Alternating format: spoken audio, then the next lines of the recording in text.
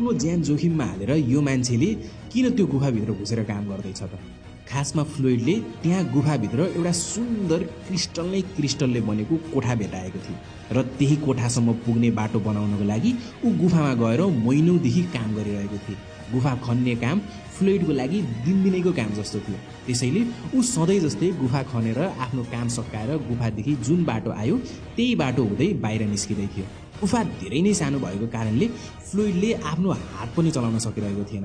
फ्लोइड केही अगाडि बढ्छन् र उसको हातमा भएको मट्टितेलको लालटिन बुझ्न लागेको कारणले ऊ केही समय रोकिन्छन् र केही समय लालटिनलाई मिलाएर अगाडि बढ्न खोज्दा फ्लोइडको हातदेखि लालटिन छुट्छ र लालटिन भुइँमा बजारिएर फुट्छ र अब भने फ्लोइड त्यो कालो अँध्यारो गुफामा एक्लै थिए। 60 फिट जमिन मुनि त्यस्तो ठाउँमा हुँदा पनि फ्लोइडले आफ्नो मनलाई सम्हाल्छन् र बिस्तारै बिस्तारै गुफादेखि बाहिर निस्किन थाल्छन्।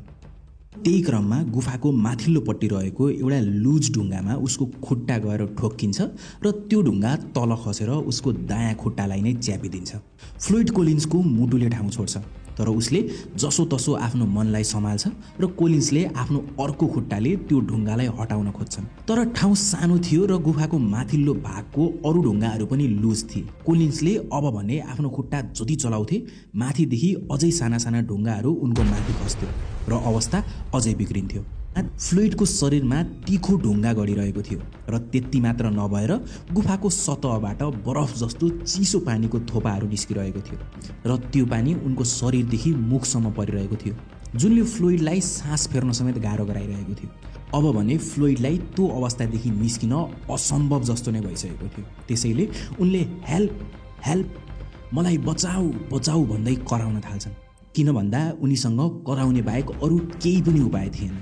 फ्लोइड एउटा अन्जान गुफामा 60 मिटर जमिन मुनि कालो अन्धकारमा फसिसकेका थिए। अब सायद हजुरहरूको मनमा पनि त्यही प्रश्न उठ्यो होला, कोही बचाउन आउला त फ्लोइडलाई? ऊ कहिलेसम्म त्यही गुफामा फसिरहन्छ त? कोही बचाउन आइहाल्यो भने पनि त्यति सानो ठाउँदेखि उसलाई कसरी बचाउन सकिन्छ होला त? र सबैभन्दा जरुरी प्रश्न, के फ्लोइडलाई जिउँदै नै त्यो गुफादेखि निकाल्न सम्भव छ त?